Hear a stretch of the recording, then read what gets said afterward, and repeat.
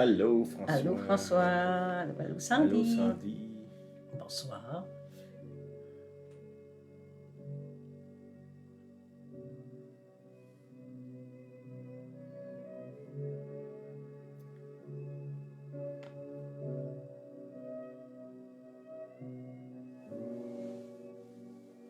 Doris, allô? Allô, Allô, Doris. Doris.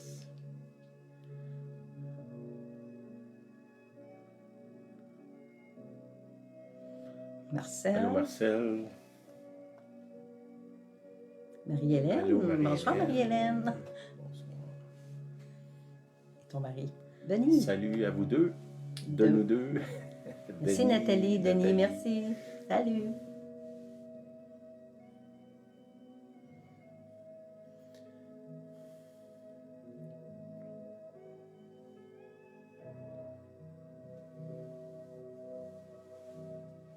Allô Nathalie, Allô, Marjolaine. Marjolaine. Richard, bonsoir. T'as commenté le canage,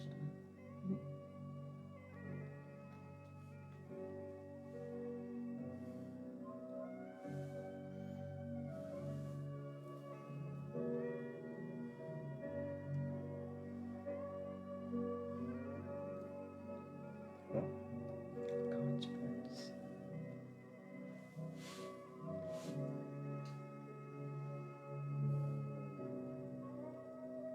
Ok. Non, c'est pas ça, c'est plus bas, plus bas. Le petit bouton. Le petit bouton. Je sais pas.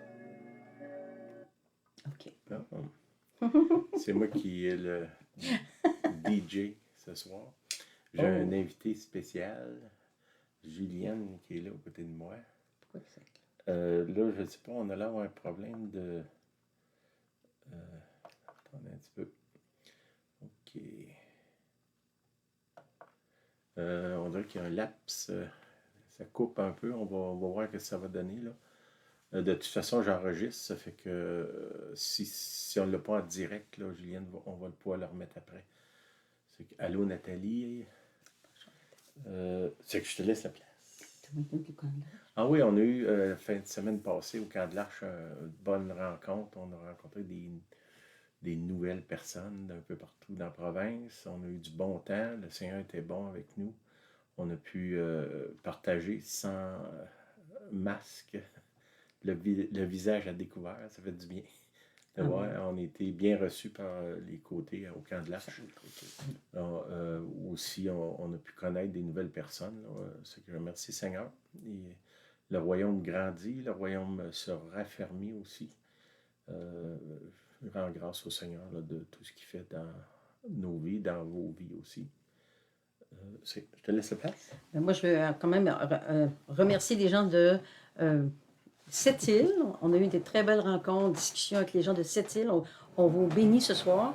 Puis les gens de Roberval particulièrement. On aime beaucoup les autres aussi. Mais pour les nouvelles personnes, c'était pour nous un rafraîchissement que j'ai beaucoup apprécié. Discussion, manger ensemble, partager. Avec, merci d'avoir participé. Puis c'est moi qui vais apporter le message ce soir. Bon, pour ceux qui me connaissent, ça va vite. Je vais essayer d'être un peu plus lente. Alors, Doris nous dit que ça coupe beaucoup. Okay. Merci Doris de ton commentaire.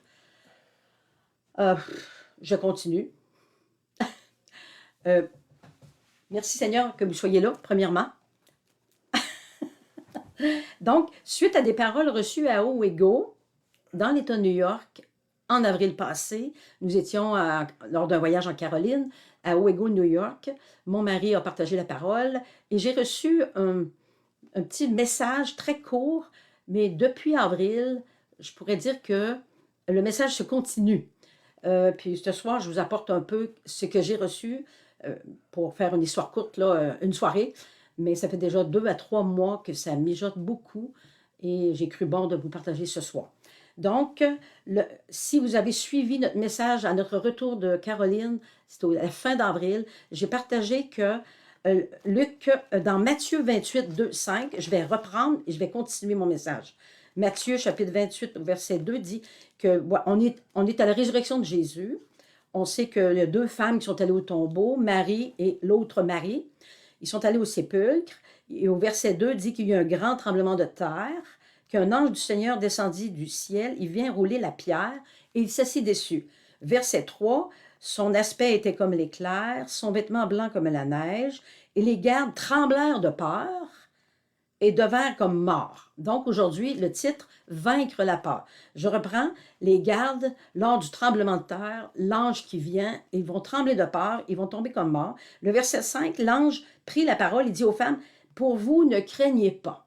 Les femmes n'avaient pas l'air d'avoir peur.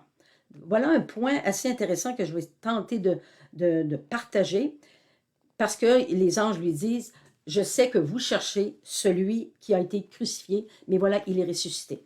Mon point, c'est l'ange est venu rouler la pierre. Et ensuite, j'ai ajouté la résurrection de Lazare. J'en ai fait un parallèle dans Jean 11, 39, exactement. Jean 11 au verset 39, il nous dit, on sait que Lazare est mort, ses 2 sœurs sont... tout le monde est bouleversé, c'est un ami de Jésus. Lazare a 2 sœurs, Marthe et Marie. Au verset 39, Jésus, il est là au tombeau, puis il leur dit, ôtez la pierre. Marthe, une des 2 sœurs, qui lui dit, Seigneur, il sent déjà, il y a déjà 4 jours qu'il est là. Donc, je vais écrire le titre, le titre est important, « Vaincre la peur ».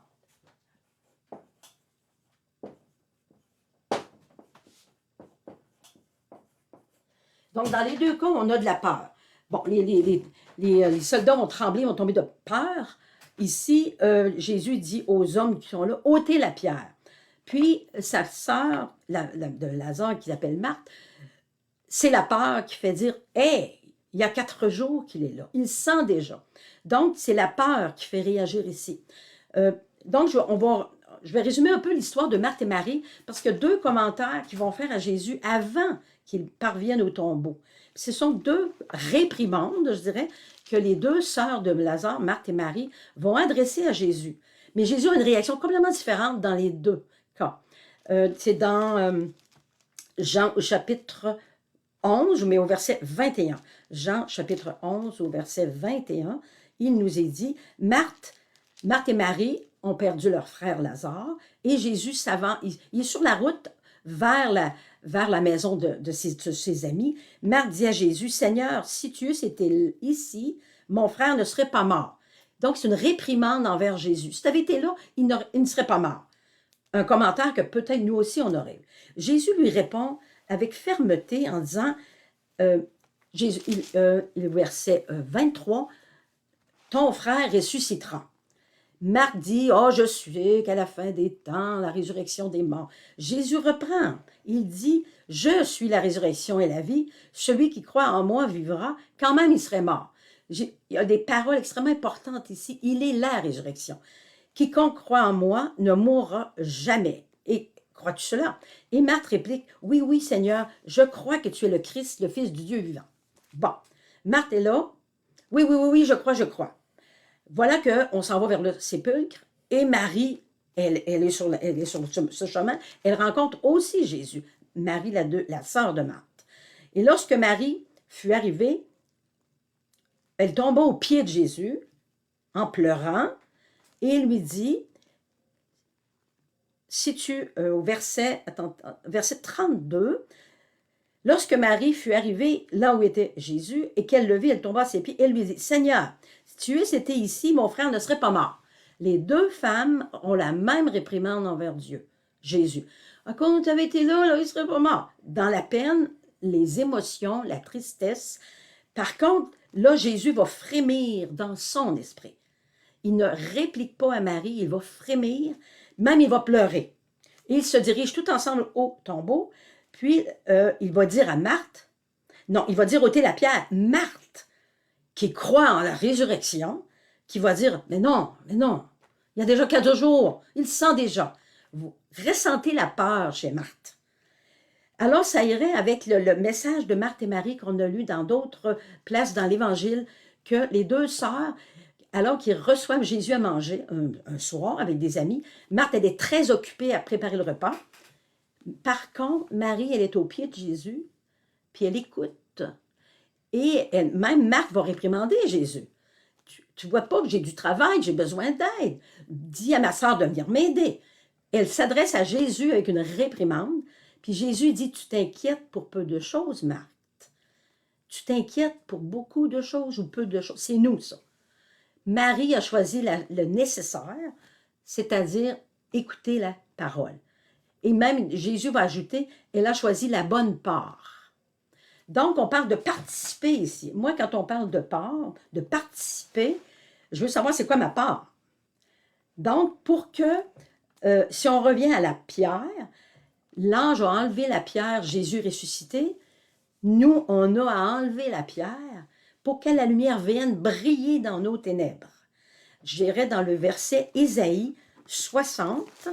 Je vais prendre le temps de le lire. Ésaïe au chapitre 60, versets 1 et 2, qui nous dit, Ésaïe 60, versets 1 et 2, « Lève-toi, sois éclairé, car ta lumière arrive, et la gloire de l'Éternel se lève sur toi. Voici les ténèbres couvrent toute la terre. » Donc, quand la pierre va être enlevée, la lumière brille dans le tombeau et Lazare est ressuscité. Donc, Lazare va sortir, on sait qu'il va être pas en rubané ou en tout enveloppé, puis là, il va donner des ordres. À vous de le délier. Donc, quand on est dans nos ténèbres, on est à la noirceur, on est dans les ténèbres, on ne voit pas la lumière, et on est comme enveloppé, nous empêchant de marcher. Ça prend la lumière pour qu'on se lève. Lève-toi, sois éclairé, ta lumière brille. Donc, et puis le point ici, Lazare, ce n'est pas Jésus ni les anges qui ont enlevé la pierre. Il a ordonné aux gens qui étaient là, enlever la pierre, ôter la pierre. Voilà, moi, je vois ça comme ma part. Puis quand on parle de part, participer, là, je reviens au message de Sylvain, 2 Pierre 1, 4. 2 Pierre, chapitre 1, verset 4. Quand on parle de part, moi, j'ai inclus le mot pierre. Pierre, on va en dire une roche, là. Enlever la pierre, ôter la pierre. La pierre fut enlevée pour que les ténèbres, parce qu'il y a des ténèbres. Et évidemment, la lumière va briller dans les ténèbres si on enlève la pierre. Et Lazare est ressuscité. Donc, on revient au passage de Sylvain 2 Pierre 1, 4, message qu'il a apporté dans les dernières semaines, qui nous dit 2 Pierre 1, 4, et je le relis parce que c'est un peu la suite, je dirais, de ce message-là. 2 Pierre, chapitre 1, verset 4, qui dit « Lesquels ». C'est qui ça? « Lesquels ». C'est la divine puissance, au verset 3, nous a donné ce qui contribue à la vie et à la piété. En Jésus-Christ, la puissance pour avoir la vie et la piété, au moyen de la connaissance de celui qui nous a appelés. Donc, ils nous assurent de sa part, la part de Dieu, la part divine, les plus grandes et précieuses promesses, afin que par elles, par ces promesses-là, on devient participant de la nature divine. Donc, on participe à la nature divine, on a chacun une part. Donc, je vais marquer une part. Peut-être que c'est important de savoir quelle est ma part. Donc, je suis allée voir le mot participant. Si on dit une part, participer, que veut dire le mot participer? Ça veut dire prendre part. J'ai ma part. Ça veut dire que je suis disponible. Je suis enseignable. Je réponds à l'invitation. J'ouvre la porte et je découvre que le Saint-Esprit est à l'intérieur de moi. Mais pour tout ça, il faut que je choisisse la bonne part. J'écoute, comme dirait Marie. Jésus a dit à Marie, elle a choisi la bonne part. J'espère que devant Jésus, je choisis la bonne part d'écouter. Mais je dois participer, enseignable, disponible, répondre. Parce que si on revient à ôter la pierre, tout le monde aurait pu dire, non, on ne l'enlève pas. Non, non, non, non, non, ils sentent déjà et tout le monde s'en va chez eux. Voyez-vous, ça c'est la peur qui empêche la lumière de briller dans les ténèbres. Donc, première réaction quand on ôte la pierre, quand Jésus ordonne, c'est la peur. Quand Jésus nous donne un ordre pour obéir, c'est jamais rien de mauvais, mais tout de suite, c'est la peur. Donc, la peur est cachée dans les ténèbres. Mais où sont les ténèbres? Où sont les ténèbres? Notre Lazare était dans un rocher parce qu'il était en décomposition, la corruption, on le sait, mais les ténèbres étaient dans le tombeau, mais les ténèbres, ils sont en moi maintenant. Où sont les ténèbres? Donc, ma part, c'est de trouver où. Où sont les ténèbres? Parce qu'on sait que la Bible dit que les ténèbres ont recouvert la terre. Jésus est la lumière de ce monde, la lumière qui brille. Mais moi, où sont les ténèbres? Où sont mes ténèbres? À l'intérieur de moi, il y a des ténèbres. Alors, je continue. Pour que la lumière brille, il faut que la pierre soit enlevée. Pour que la lumière brille, il faut enlever la pierre. Enlever la pierre. Enlever les pierres. Pour avoir la vie, il faut enlever la pierre. Donc, la peur se cache dans les ténèbres. Où sont les ténèbres? Là où il y a de la peur. Quand il y a de la peur, il y a des ténèbres. On continue. Donc, la peur se cache dans les ténèbres de ma vie intérieure. Dans le jardin d'Éden, donc, d'où provient la peur? Genèse 3, 10. Genèse 3, 10. On sait qu'ils ont eu un ordre de ne pas toucher. Dieu donne des ordres de ne pas toucher un certain arbre. Par désobéissance, ils l'ont pris. La conscience est venue. Ils se sont cachés. Puis quand Dieu parle, où est Adam? Il dit, j'ai eu peur, je me suis caché. La peur se cache. Mais où sont les ténèbres? Là où il y a la peur, il y a les ténèbres. La peur, elle se cache et il faut qu'elle soit révélée. Ce qui se passe, vous le savez, depuis plus de 2 ans, on est dans un temps plus difficile au niveau mondial, au niveau de la pandémie, les restrictions. Alors, on a fait face à une peur qui s'est révélée au profond de nous-mêmes. Comprenez, il y a une peur cachée au profond de nous-mêmes. La peur s'est révélée. Donc, la peur se cache. Dans les 2 dernières années, la peur s'est révélée. On dit une peur maladive, une peur viscérale, une peur qui nous paralyse. C'est cette peur-là que je parle. C'est pas quelqu'un qui conduit une voiture pour une première fois puis il craint pour sa protection, la protection des autres. C'est pas de cette peur-là que je parle. Une peur qui est là, cachée, peur viscérale qu'on appelle. Jésus nous demande de participer. Alors Jésus est venu pour nous participer, pour qu'on déloge la peur qui est cachée dans les ténèbres de ma vie intérieure. Donc, on revient avec la pierre. Moi, ce que j'appelle cette peur ici, la peur qui se cache, là, je vais l'appeler Goliath. La peur qui se cache en nous, on va l'appeler Goliath. Donc, on va aller dans l'histoire de David et Goliath. Il y a quelque chose au niveau de la pierre qui est important de saisir. L'histoire de David, c'est dans 1 Samuel 17, dans le premier livre de Samuel au chapitre 17. Je vais juste le résumer, quelques versets qu'on va lire quand même. 1 Samuel chapitre 17 au verset 10. Bon, si je résume, il y a la guerre entre les Philistins et les hommes d'Israël. On est entre 2 montagnes, il y a une vallée, puis il y a un homme qui sort du camp des Philistins, un géant dénommé Goliath, et qui va lancer un défi à l'armée d'Israël. 1 Samuel 17 au verset 10, il nous dit, le Philistin dit encore, quand je parle du Philistin, je parle de Goliath, je jette en ce jour un défi à l'armée d'Israël, donnez-moi un homme et nous nous battrons ensemble. Saül et tout Israël, au verset 11 ici, Saül le roi et tout le peuple d'Israël, les soldats d'Israël, entendirent ces paroles du Philistin. Ils furent effrayés et saisis d'une grande crainte. Voyez-vous, il y a la peur. La peur est cachée là. Toute l'armée d'Israël a peur. L'homme lance un défi. Voyez-vous, la peur, elle est cachée, là, elle est révélée. Ils sont tous, je dirais, tous terrifiés. Ils sont paralysés devant cet homme qui défie l'armée de l'Éternel. Ça, c'est la peur. Et on verra que David, un jeune homme, beaucoup trop jeune pour aller dans l'armée, il n'est pas soldat non plus, c'est un gardien de troupeau de moutons, de brebis. Quel âge? 16, 17, 18. Il n'est pas écrit son âge, mais il est de Bethléem, il est gardien d'un troupeau de moutons. Il est envoyé sur le champ de bataille par son père. Je voyais un parallèle avec Jésus, né à Bethléem, envoyé par son père, sur le champ de bataille. Mais quel est le champ de bataille maintenant? C'est à l'intérieur de nous. Il y a une guerre qui se poursuit à l'intérieur de nous. C'est facile de dire qu'il y a une guerre en Ukraine et la Russie, je comprends ça. Mais là, on parle d'une guerre à l'intérieur.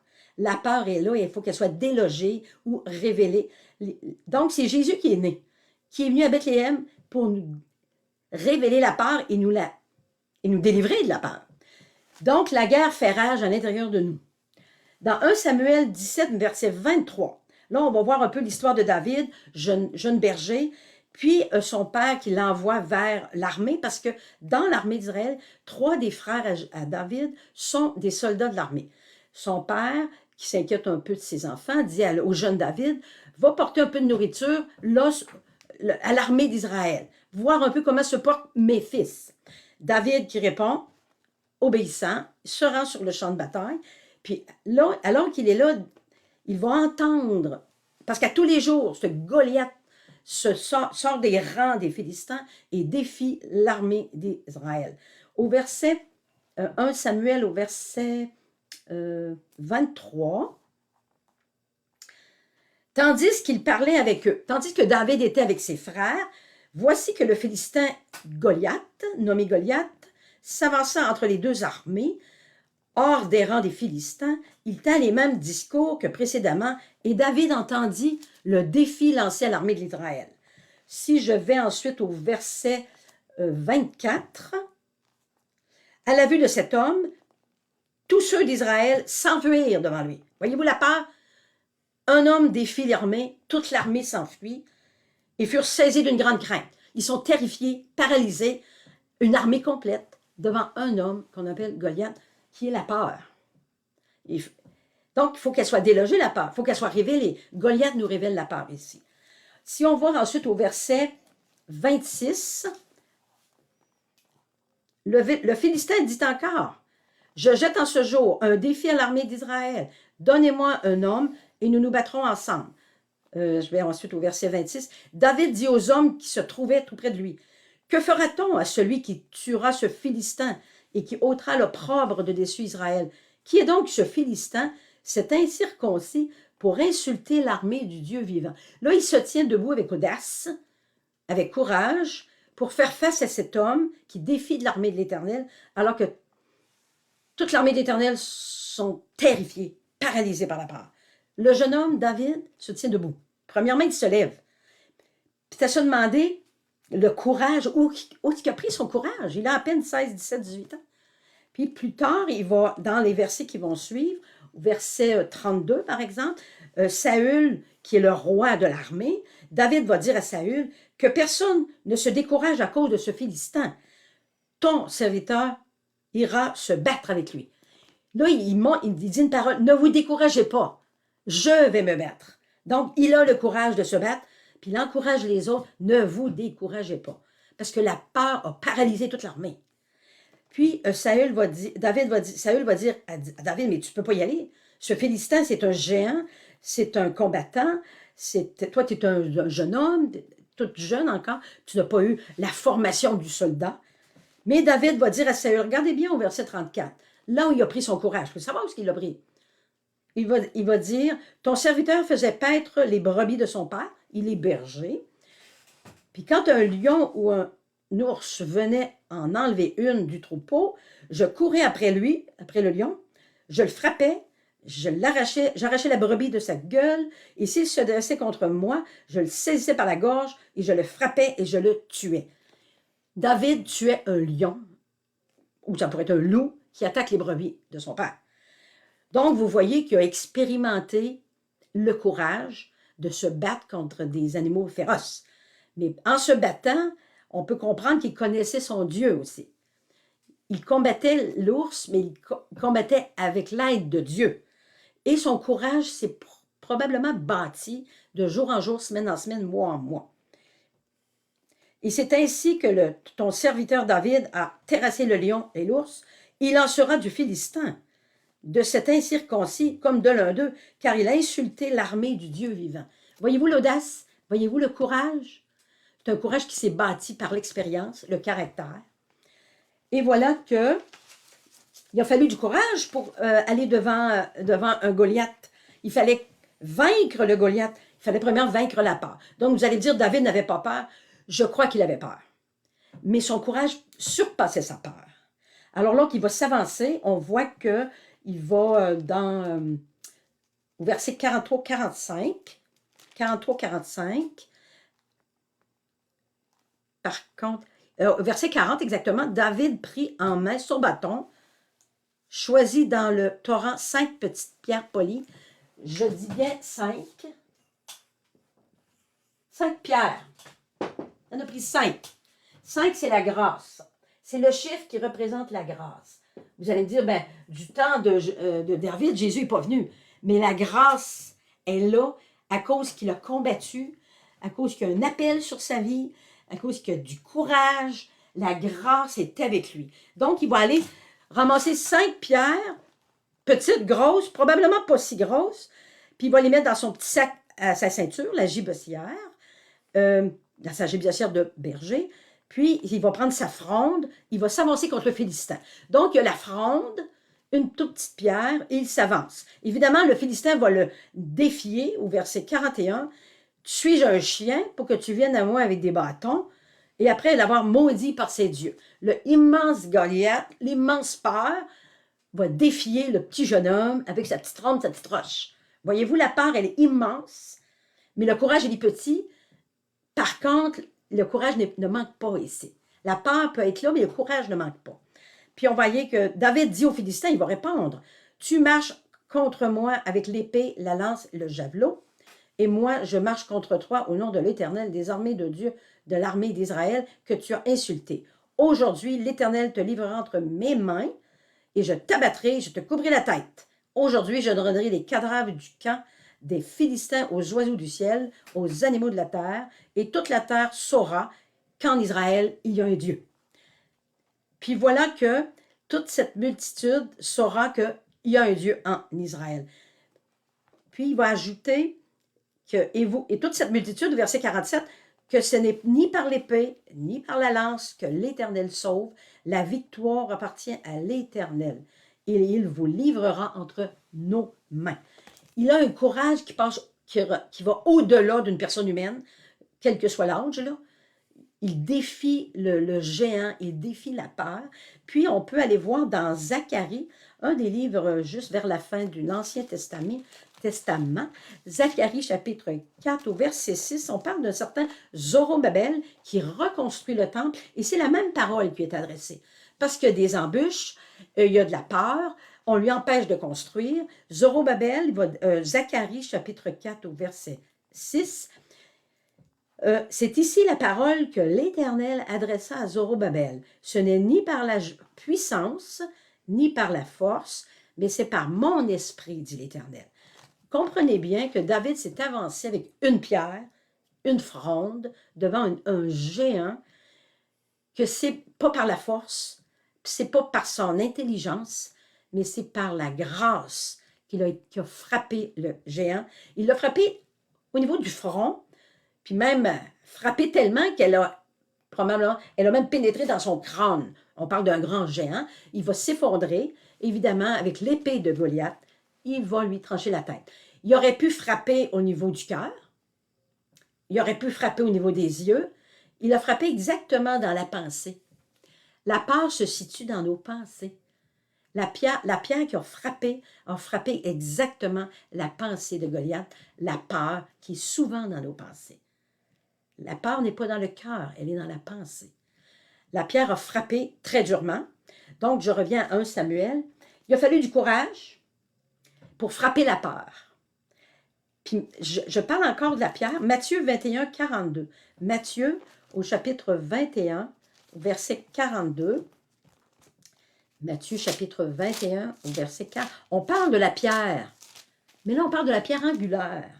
21 au verset 42, il nous est dit, Jésus le dit, n'avez-vous jamais lu dans les Écritures, que c'est des Écritures dont, dans l'Ancien, ça avait déjà été écrit, la pierre qu'ont rejetée ceux qui bâtissaient est devenue la principale de l'angle. Et c'est du Seigneur que cela est venu. C'est un prodige.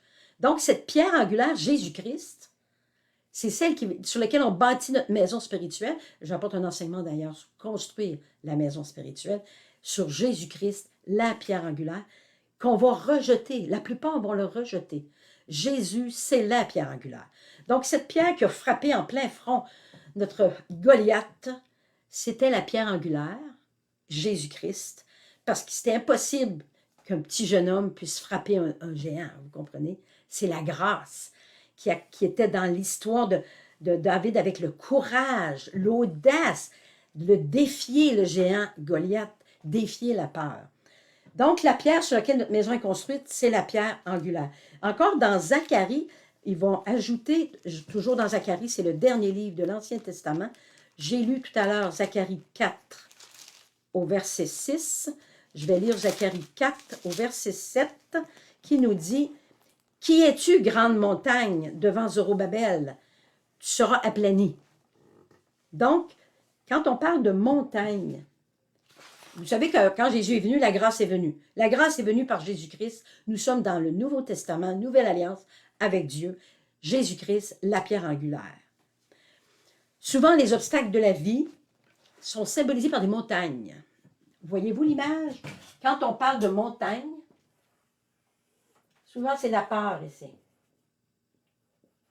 Vous voyez l'image? La jeune fille, elle est à se lancer, elle est sur une montagne. Donc, les obstacles de la vie sont souvent symbolisés par les montagnes. Quand on parle des obstacles, on peut parler des problèmes quotidiens, des obstacles au travail, les relations au quotidien, des troubles. Ça peut être des troubles financiers, mais ça peut être des troubles physiques, des troubles mentaux. Ça peut être de l'adversité rencontrée au quotidien. C'est comme une montagne, dont le potentiel, cette montagne-là, elle a le potentiel de se transformer en une pierre angulaire, une pierre pour bâtir ma maison spirituelle. Un ancre dans l'âme. Hein? Jésus-Christ, l'ancre dans l'âme. Mais il nous faut du courage. Chaque obstacle, pour être vaincu, ça prend du courage. Parce que dès qu'il y a un obstacle, c'est la peur. La peur, elle est là constamment. Ma question, quand j'ai étudié l'histoire de David, que dans son petit sac, il y avait 5 pierres.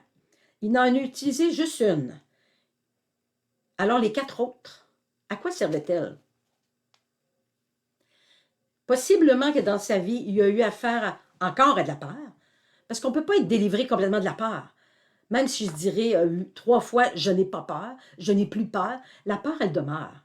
La peur, c'est la réaction au premier obstacle. Donc, les 4 autres petites pierres dans son petit sac ont sûrement servi à combattre la peur maintes et maintes fois dans sa vie.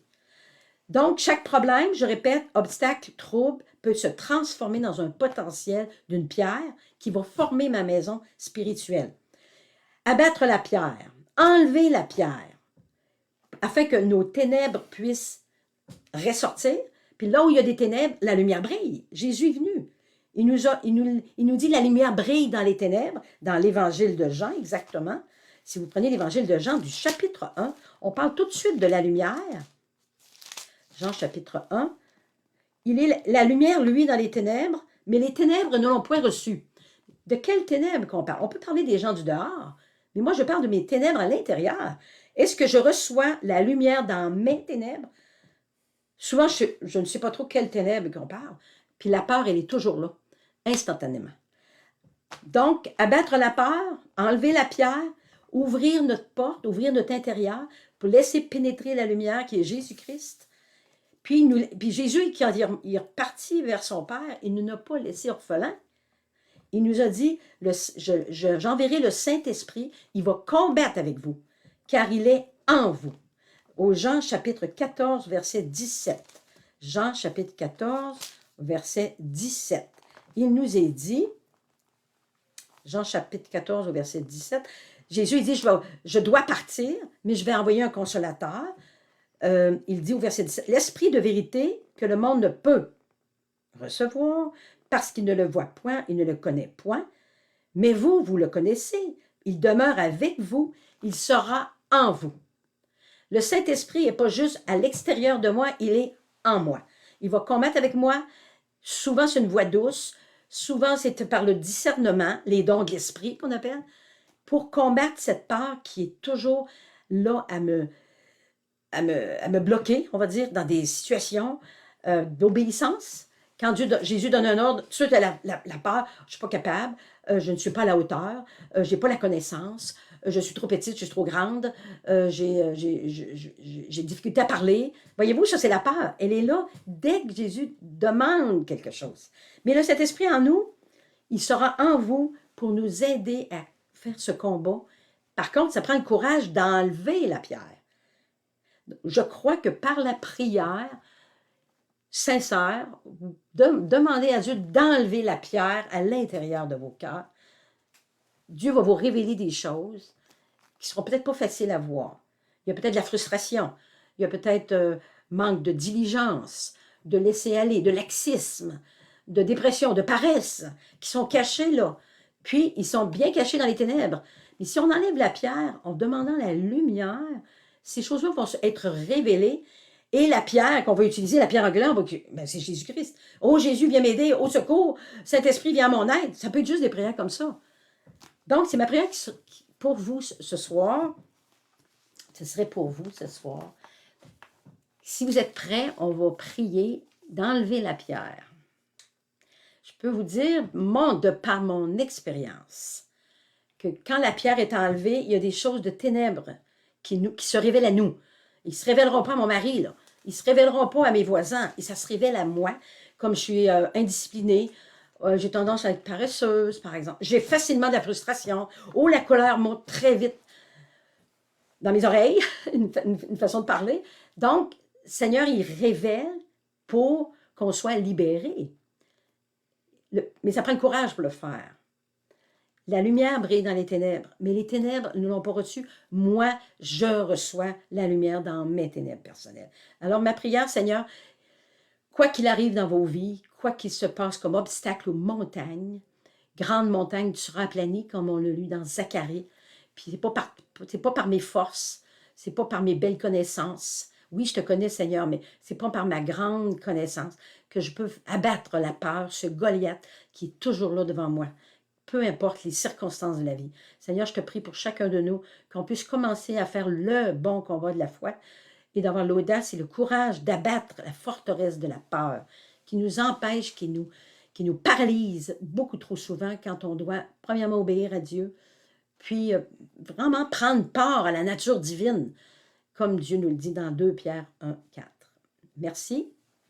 Je vous laisse avec ça. Et bonsoir à chacun de vous. Amen.